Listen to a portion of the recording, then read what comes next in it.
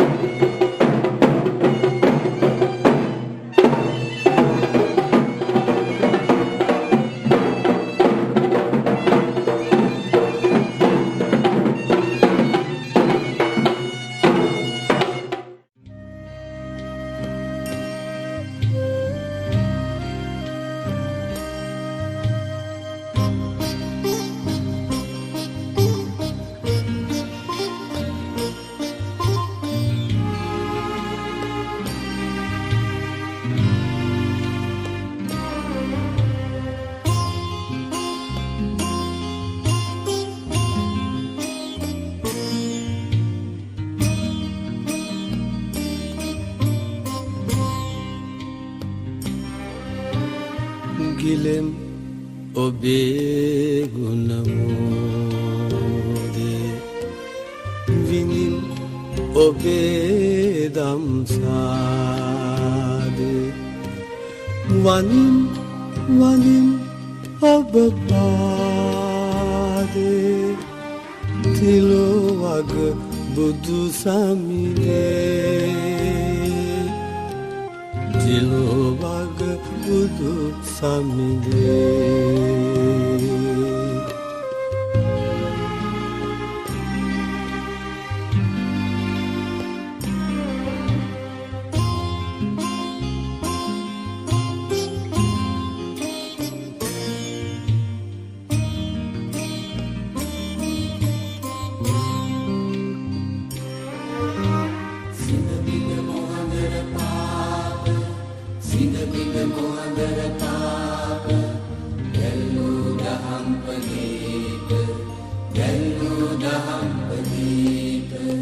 සිනබිඳ මොහඳර පාප දැල්වූ දහම් පදීප හෙළි කළ අප Heladeepa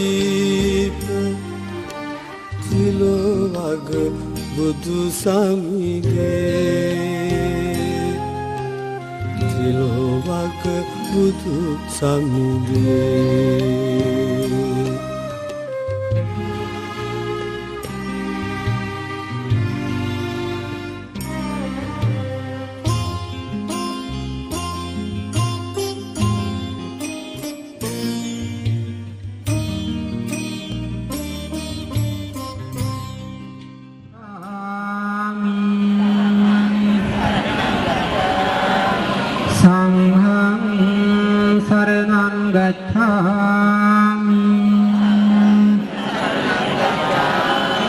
Dutiyampi buddhang saranang gacchami Dutiyampi sanghang saranang gacchami Buddhang saranang gacchami saranang gacchami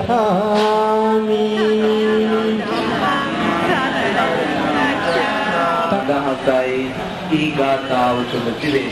දවසක් දකිනවා රඹගම් නුවර මිනිස්සු ශ්‍රම දානයක් පවත්වනවා. ළඟට ගිහිල්ලා විමසන්නේ ඇයි ඔබේ ගමේ අද දවසේ මේ වගේ ශ්‍රම දානයක් පවත්වන්නේ? වෙනදාට නැති ස්වභාවයක් මේ පවතින්නේ ඇයි කියලා විමසුවාම සුමේධ තාපසතුමන්ට දැනගන්ට ලැබෙනවා අපේ ගමේ සුදර්ශනාරාම විහාරස්ථානයේට දාවල දානයේට දීපංකර බුදුරජාණන් වහන්සේ ප්‍රදාන 500ක් මහරහතන් වහන්සේලා දාන්නට වැඩම කරනවා. උන්වහන්සේලාට වැඩම කරන්න තමයි මේ මාර්ගයේ පිළිසකර කරන්නේ, මේ ශ්‍රම දාන පවත්වන්නේ. මමත් කැමැතියි ඔබත් සමග එකතු වෙලා පින්කම් කරගන්නට. සරණං ගච්ඡාමි ධම්මං සරණං ගච්ඡාමි සංඝං සරණං ගච්ඡාමි බුද්ධං සරණං ගච්ඡාමි ධම්මං සරණං ගච්ඡාමි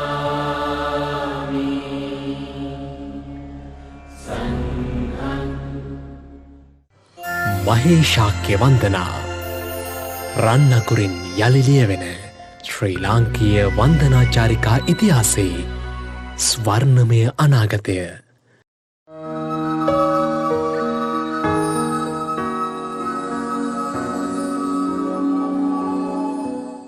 මගධ රාජ්‍යයේ අගනුවර වූ රජගහ නුවර එකල පාලකයා වූයේ බිම්බිසාර නම් රජතෙමෙයි. භාග්‍යවතුන් වහන්සේ කෙරෙහි පැහැදෙනු බිම්බිසාර රජුත් අවබෝධයෙන්ම උන්වහන්සේ සරණ යන්නට පුටා. බුදුසසුන කෙරෙහි පැහැදෙනු සෙත් ඇති රජුන් වේළුවනාරාමයත් ගිජුකුළු පව් සිරසෙහි සුවඳ කුටි සකස් කොට පූජා කරන්නට පුණා. අහස්කුස බැබලෙන පුර සඳක් වටා නේකතරු බැබලෙන පරිද්දෙන් භාග්‍යවත් බුදුරජාණන් වහන්සේ වටා පිරින් නේක රහතන් වහන්සේලාගෙන් මුළු රජගහනුවරම බැබළුණා. රජගහනුවර ඉසිගිලි, වේපුල්ල, වේබාර, පාණ්ඩව, ගිජුකුළු යන කඳු වලලු පහකින් වටවී තිබූ අතර ඒ අතර ගිජුකුළු පව් සිරසෙහි අපූරු සුවඳ කුටයක් තනා බිම්බිසාර රජු භාග්‍යවත් බුදුරජාණන් වහන්සේට පූජා කරනු ලැබුවා. ආටා නාටිය සූත්‍රය සප්ත අපරිහාන ධර්ම ඇතුළුව සූත්‍ර දේශනා රාශියක් මේ ගිජුකුළු පව්ව ඇසුරු කරගනිමින් දේශනා කළ බව සඳහන් වෙනවා. භාග්‍යවතුන් වහන්සේ වැඩසිටි සුගන්ධ කුටයත් පසකින් ආනන්ද ස්වාමීන් වහන්සේගේ කුටියෙහි නටමුණොත් අදටත් දක්නට ලැබෙනවා. අපගේ සාරිපුත්තයන් වහන්සේ අරහත්වයට පත් වූ සූකර කතලනත් දේවදත්වයන් වහන්සේ බුදුරජුන්ට ගල් පෙරළුවා යැයි සැලකෙන ස්ථානයත් මෙහිදී දැකබලා ගන්නට ලැබෙනවා. අප භාග්‍යවත් බුදුරජාණන් වහන්සේගේ උතුම් සම්බුදු සසුනේ පහළ වූ නිකෙලෙස් මුනිවරුන්ගේ පහසින් පිදුම් ලද අසරිමත් පින්බිම්වලට මාගේ නමස්කාරය වේවා. ප්‍රථම ධර්ම සංගායනාව සිදු කළ ස්ථානය බුදුරජාණන් වහන්සේ පිරිනිවන් පෑවාට පසු තුන්මසක් පිරුණු තැන්හි අප මහා කාශ්‍යපයන් වහන්සේගේ මූලිකත්වයෙන් ප්‍රථම ධර්ම සංගායනාව පවත්වන්නට වුණා. 500ක් මහරහතන් වහන්සේලා සමගින් කළ මෙම සංගායනාවට අජාසත් රජු රාජ්‍ය අනුග්‍රහය දක්වනු ලැබුවා. වේභාර පර්වත පාමුල තැනූ සොඳුරු වූ මණ්ඩප තුළ මේ උතුම් ශාසනික කටයුත්ත සිදු කරන්නට වුණා. භාග්‍යවතුන් වහන්සේ වදහල උතුම් ශ්‍රේ සද්ධර්මය ආරක්ෂා කරන්නට පළමු පියවර තැබූයේ භූමිය අදටත් දැකබලා ගන්නට අපට හැකියාව ලැබෙනවා. වේවාර ගිජුකුළු ඔය කඳුවලු පහින් බුදුරජාණන් වහන්සේ වැඩ හිටිය කුටියේ තිබ්බේ ගිජුකුළු පහුවේ. එහෙනම් මේක මොකක්ද? පාණ්ඩව. ඉසිගිලි. ඉසිගිලි. සාමචෛත්‍යය තියෙන්නේ මේකේ. ඔය විදුලි පුටු යනා යන්නේ ඕම සාමචෛත්‍ය ළඟට. ගිහිල්ලා සමහරක් අය ආපහු පහළට පයින් බැහැලා මේ කන්දේ මැද්දෙන් ආපහු කන්දක් නගින්න ඕනේ. සමහර අය මේ කොටට ගිහිල්ලා ඈතින් අර පේන්නේ කිජුකුළු පවුව ආසාදු කියන්න ඕම් අපි කිජුකුළු දැක්ක කියලා එනවා. හැබැයි එදා භාග්‍යවතුන් වහන්සේ අර කිජුකුළු පවුව සුවඳ කුටි වැඩෙන්නේ උන්වහන්සේ දී පාන්දර ඒ පාත්‍රේ තරගෙන පින්ඩ පාතේ යටික පාරේ නේද. ඉතින් මේ පාර නොපාදා උඩින් කොහේ යන්නද? භාගතුන් වහන්සේ පහළට එන වාරයක් නැත්තම් මේක ස්පර්ශ වුණා. ඉහළට වඩින වාරයක් නැත්තම් ස්පර්ශ වුණා. සාරිපුත්ත මොග්ගල්ලාන ආදී එදා ඔබේ අතේ තියෙන පූජා භාණ්ඩ වෙන්න පුළුවන් නේ. එදා යම්සී පිරිස් මේ කිජුකුළු පවුවට භාගතුන් වහන්සේ බෙහෙදකින්න ගියා වගේ අර පිපාසිය තියෙන ඇත්තු පිපාසිය සංසිඳව ගන්න යන්නේ නේ. ආන්නේ වගේ අපි භාගතුන් වහන්සේ සුරාගෙන ඔය උඩ කුටියට වඩින්නේ. ජීවමාන භාගතුන් වහන්සේ නැතුණත් ඔයගොල්ලෝ දැනෙන්න ඕනේ. අනේ මගේ ශාස්ත්‍රඥ වහන්සේ මේ සුගත කුටියේ වැඩ ඉන්නවනේ. ඒ නිසායි ඔබ දෝතර සුවඳ මලක් ගත්තේ. ඒ රෝස පාට සිරිපතුල් පාමුල කියලා තැම්පත් කරා.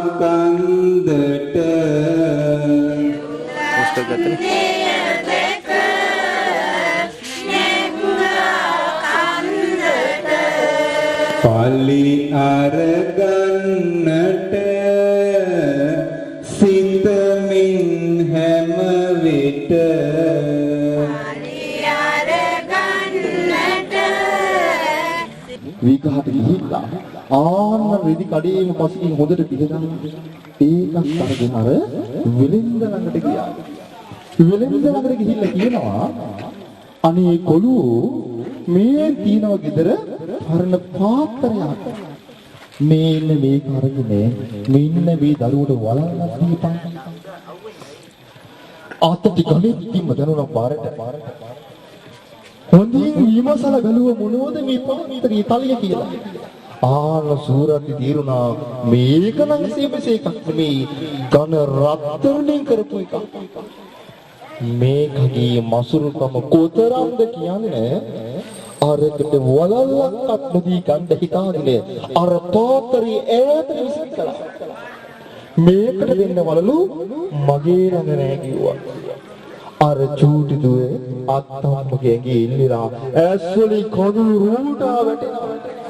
ආච්චි අම්මා වුටලි කරනවා අනේ රත්තරන් පුතේ එහෙම කරන්න එපා මේ කෙල්ලට ඒක වලල්ලක් දීපන්. ඊට පස්සේ අර වෙලෙන්දා උඹට දෙන්න වළු මගේ ළඟ නෑ කියලා ඈතට ගියා. මොකද ආයෙත් ඇවිල්ලා අරක ගන්න හිතා. ආන්නෙන ආයෙත් කතාවල්ලු හඩක්. එහෙනම් යහපත් වෙලින්දක් ඉදා ඒවාවතේ වෙනවා. අර ආච්චි අම්මා ආයෙත් අර දරුවෝ කියනවා අනේ ආච්චි අම්මේ වලල්ලක් ඕනේ. අනේ කිල්ලි උඹට මතක නැද්ද දැන් විච්ච දී දෙන්න තඹ දොයිතුවක් නැහැ. ආයෙත් ඇවිදිලි කරනවා. ආයෙත් අර පාත්‍රය අරගෙන ආන්නර විලින්ද ළඟට ගියා. අනේ රත්තරන් පුතේ උඹවත් මෙන්න මේක අරගෙන වලල්ලක් දීපන්. මේ දෙන ඇතුළත කලින් යන්න දුන්නේ මෙතන ගැන ටිකක් හිත පහදවගෙන ගියොත් නියෝග වටින්නේ ඒ හින්දා. ගොඩාක් වෙලා ගන්නේ කෙටියෙන් මම මතක් කරන්නම් උපතිස්ස කෝලිත නේ ඒ දෙදිනම නාට්‍යයක් බලන්නට ගොහිල්ලා අවසානයේ අපිට වගේ නේ අපි නම් දෙකක් බලනවා අනිතත් බලනවා අපිට නම් ඉවරයක් නෑ. හැබැයි ඒ දෙන්නට තේරුණ මේකේ ඇති දෙයක් නෑ කියලා බලනවා ඉවරයක් නෑ නේ. ඒ නිසාම ආන්න මේ ලෝකේ සනාතන සත්‍යයක් ඇති කියලා හොයාගෙන යන්නේ තමයි ගුරුවරේ.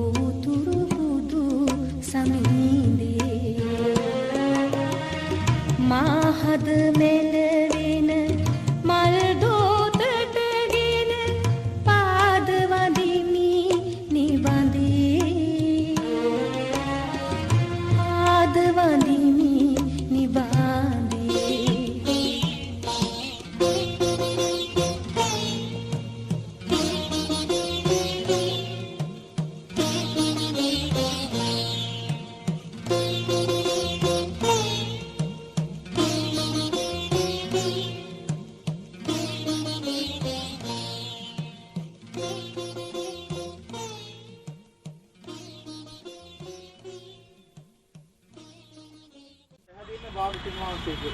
උන්වහන්සේගේ ශ්‍රාවකයන් පැහැදින්න සුදුසුම තැන මේ ආර්ජන කටේ අර සරව කිරුණු ගෙඩිය තියෙද්දී සරවගෙඩිය පුපුරලා මුකෙන් එළියට ගත්තේ නැහැ කියන ඇඟිල්ල දරුවට වේදනාව දැනෙද්දී. හැබැයි එහෙම කරපු පියාගම කකුල් පළද්දී අද කාලේ නම් කියන්නේ මම උඹට මෙහෙමයි කරේ අද උඹට මෙහෙමයි කරන්නේ කියලා දෙස් දෙවොල් දෙනවනේ. සංගායනාව කරන්න සුදුසු භූමියක් ඕනේ. කුටිකලාවේ තියෙන්නත් ඕනේ. මොකද සංගයාට බාහිර පිරිසින් කරදරයකින් තොරව පහසුවෙන් මේ කටයුත්ත කරන්න වෙන්න ඕනේ. කරන්න ඕනේ. ඊට පස්සේ තමයි රජතුමා කල්පනා කළා ඒකට සුදුසු තැනක් කොහෙද තියෙන්නේ? ඔය කියන විදිහට තැනක් තියෙන්නේ ආමර වේපාර පර්වතී පාමුල මගේ ගබඩාව තියෙන තැන. ඊට පස්සේ සීවකයෝ ළමා මේ ගබඩාව හිස් කළා. ගබඩාව හිස් කරලා දෙල්වල පතවලා ඒක බැහැර කළා. ඊට පස්සේ ආමර තමන්ගේ පිරිස් ළමා මේ පර්වතී පාමුල ඉදිරියේ අපූර්ව මනරම් මණ්ඩපයක් සැකසුවා. සුදුසු කල්යල බලලා සුවඳ වලින් සරසලා සුවඳ පැන් දෝණිය කරලා අපි මහා කාශ්‍යපයන් වහන්සේට ආරාධනා කළා සමිතුනි මණ්ඩපන සකසලා ඉවරයි. ඒ වෙද්දී අපි මහා කාශ්‍යපයන් වහන්සේ ඇතුළු 499ක් රහතන් වහන්සේලා සූදානම් වෙලා හිටියේ මේ ධම් සංගායනාවට. ඊට පස්සේ අපේ 500 වෙන්නා බවට අපේ ආනන්ද ස්වාමීන් වහන්සේ උතුම් අරහත්ත්වයට පත් වෙලා ඒ සතර ඉරියව්වෙන් තොරව 500 වෙන්නා බවට පත් වෙලා මෙන්න මේ සංඝ පිරිවර මේ මණ්ඩපේ ළඟට වැඩියා. එදා පටන් අන්නේ ධම් සංගායනාව කලේ මේ භූමියේ කුමක්ද සසරේ පිනකට සසුනක උරුමකම් කියන්න අපිට පුළුවන් වුණා නේ. ඒ පිරිසුදු බුද්ධ වචනය අහන්න පුළුවන් වුණා. එහෙනම් අපි මේ භූමියට සදා ණය ගැති. එයි අද අපි යම් පිරිසුදු බුද්ධ වචනයක් නම් අහනවා නම් අහන්නේ එදා මේ මහා කාරුණික මහරහතන් වහන්සේලා කරුණාවෙන්ම ඒ ධාර්මික දූත මෙහෙවර කරපු නිසා. ඒ නිසාවෙන්මයි අද ඔබට දීඝ නිකාය කියන්න පුළුවන්, මජ්ක්‍ධිම නිකාය කියන්න පුළුවන්, සංයුත්ත නිකාය කියන්න පුළුවන් නේ. ඔය විදිහට ඊ දහම් කාරණා මතක තියාගන්න පුළුවන් විදිහට ඒ රහතන් වහන්සේලාට වෙන් කරලා බාර දීලා ඒ අපූර්ව ශාසනික මෙහෙවර කළේ. එහෙනම් මේ තමයි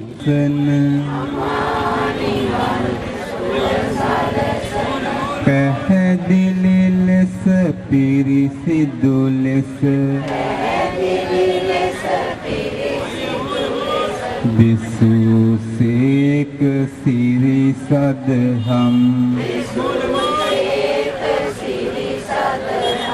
ඉතා හොඳින් දෙසු නිසා ස්වාක්ඛාත වේ සදහම්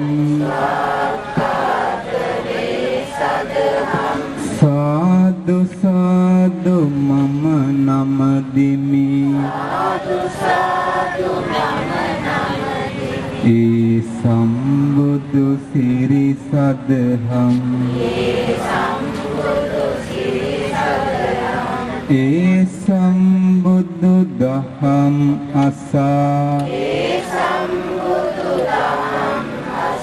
මනවින් සිත තුල රඳවා පුරුදු කළොත් ඒ සදහම් මතු වේ ලෝතුරු ගුණ දම් අදත් පිහිට ලැබෙන නිසා සම්දිත්තික වේ සදහම් සාදු සාදු සාදු මම නමදිමි ඒ සම්බුදු සිරි සදහම්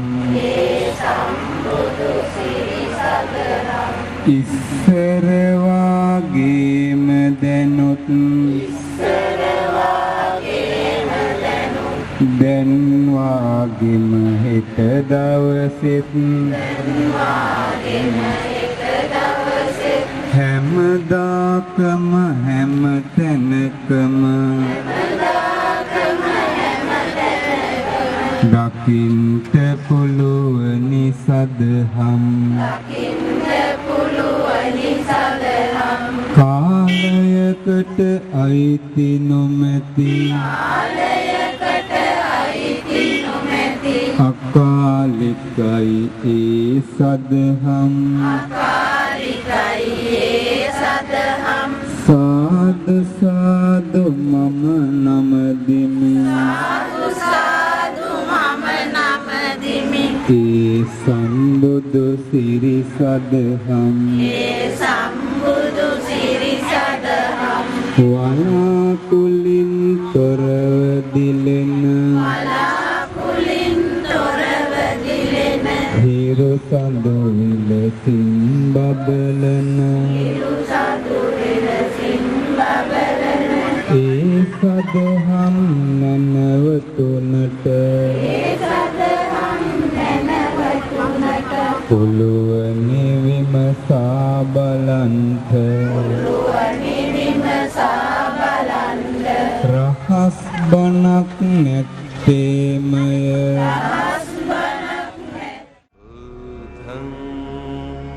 සරණං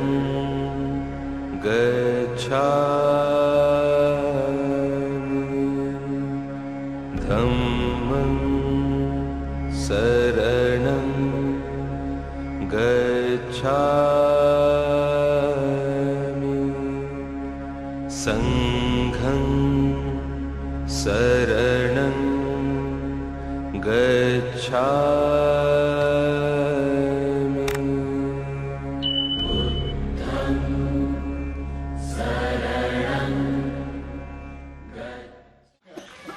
चीन जाति के होवेनसांग में नालंदा विश्वविद्यालय शिष्य एवं आचार्य होवेनसांग दिनपोटिये नालंदा विश्वविद्यालय विगे 10 किलोमीटर पलले 5 किलोमीटर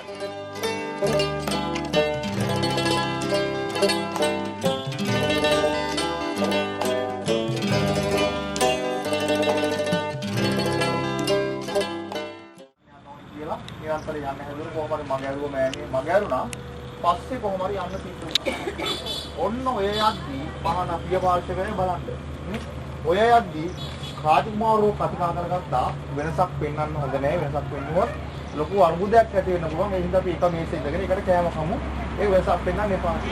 කොහොම හරි රාජකුමාරෝ වෙනසක් පෙන්වන්නේ නැහැ පිළිගත්තා. බොහෝම ගෞරවයෙන් එක මේසේ ඉඳගෙන තමන්ගේම කෙනෙක් වගේ ආහාර ගත්තා.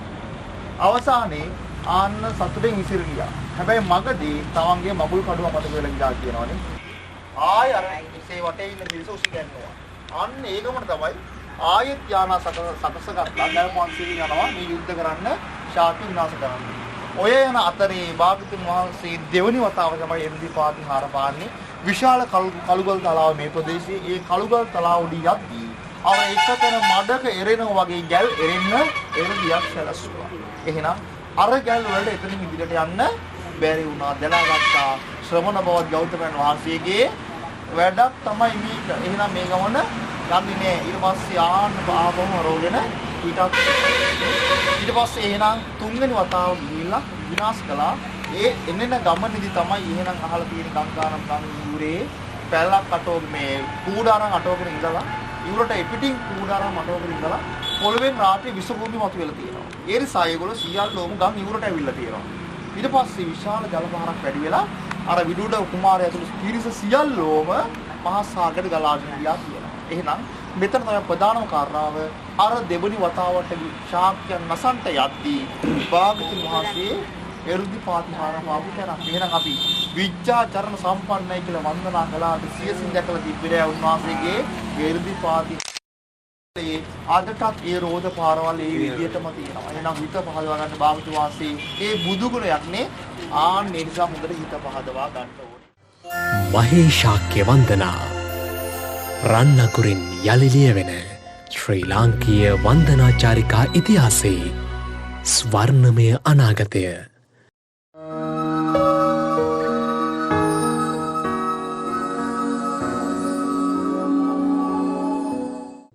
විශාලා මහනුවර එකල වජ්ජේ ජනපදයේ ප්‍රධාන අගනගරය විශාලා මහනුවරයි. මුළු විශාලාවම වෙලා දුර්භික්ෂ බයත්, ලෙඩරෝග බයත්, අමනුෂ්‍ය බයත් ආදී හටගත් තුන් බිය දුරු කිරීමේ අරමුණින් යුතුව රජවරුන්ගෙන් ලද ආරාධනාව පිළිගනිමින් භාග්‍යවත් බුදුරජාණන් වහන්සේ විශාලාවට වැඩිසේක. උන්වහන්සේ විශාලා මහනුවර වඩින කල්හිම වැසිපිට වැසිවසිමින් සියලු මලකුණු සෝදාහරමින් වඩින්නා වූ බුදුරජුන් පිළිගන්නට මෙන් පොළොව මාතාව පිරිසිදු වී සිටියහ. අරක්ගෙන සිටි අමනුෂ්‍යයින් ගව් ගානක් ඈතට පලාගියහ. සංඝයා පිරිවරාගත් තථාගතයන්ෝ රතන සූත්‍රය දේශනා කරමින් විශාලා මහනුවර නැවතත් බිය තුනී කරමින් බයින් තොර වූ සොඳුරු රාජ්‍යයක් බවට පත් කළහ. ඒ භාග්‍යවතුන් වහන්සේ විශාලා මහනුවර කූටාගාර ශාලාවෙහි වැඩවසමින් දෙව් මිනිසුන්ට යහපත උදා කළහ. වසවත් මරුන්ගේ ඇරයුමෙන් භාග්‍යවත් බුදුරජාණන් වහන්සේගේ ආයු සංස්කාර අත්හැරීම සිදුවන්නේත් විශාලා මහනුවර චාපාල චේතය ළඟදී. ආනන්ද හිමියන්ගේ මුල්වීමෙන් මහා ප්‍රජාපති ඇතුළු 500ක් කතුන්ට පැවිද්ද ලබා දෙමින් භික්ෂුණී ශාසනයේ ආරම්භය සනිටුහන් කිරීම සිදුවන්නේත් මේ විශාලා මහනුවරදී. එවන් ශාසනික වශයෙන්ුත් පෞරාණික වශයෙන්ුත් වැදගත් වන විශාලා මහනුවර දැකබලා ගනිමින් වන්දනා කරන්නට ලැබීම කොතරම් නම් ලාභයක්ද. ආනන්ද ස්තූපයත්, කූටාගාර ශාලාවත්, ධර්මාශෝක කුළුණත්, කුඩා ස්තූප රාශියකුත් මෙහිදී දක්නට ලැබෙනවා. විශාලා මහනුවර ධාතු තැන්පත් ස්තූපය ලෙස හඳුන්වනු ලබන මෙම ස්තූපය භාග්‍යවතුන් වහන්සේගේ පරිනිර්වාණයෙන් අනතුරුව ලිච්ඡවී රජදරුවන් වෙනුවෙන් ලබා දුන් සර්වඥ ධාතුන් වහන්සේලා තැන්පත් කොට ඉදිකළ සෑරජුන් හඳුන්වනු ලබනවා. සෑරජුන්ගේ ඉතිරි වී ඇති පාදම අද වන විට අව්වෙන් වැස්සින් ආරක්ෂා වන පරිදි ආවරණයකින් සංරක්ෂිත කොට ඇති ආකාරය දක්නට ලැබෙනවා. වන්දනා කරන්නට සූදානම් වෙන්නේ, වන්දනා කරන්නට බලාපොරොත්තු වන්නේ ශාසනික වශයෙන්, ඓතිහාසික වශයෙන්, ආගමික වශයෙන් වැදගත් වූ සිදුවීම් රාශියක් සිද්ධ වෙන්නට යෙදුන විශාලා මහනුවර උතුම් වූ බුද්ධ භූමිය. සංඝසිරි අසාලා කලයුරු සුදුරු ශාලා සිරින්සු විශාලා පවරනුවර වේ විශාලා. අංග මගධ කාසි කෝසල වජ්ජි මල්ල චේති කුරු පංචාල අස්සක අවන්ති වස්ස මස්ස සූරසේන ගාන්ධාර කාම්බෝජ කියලා ජනපද තියෙනවා 16.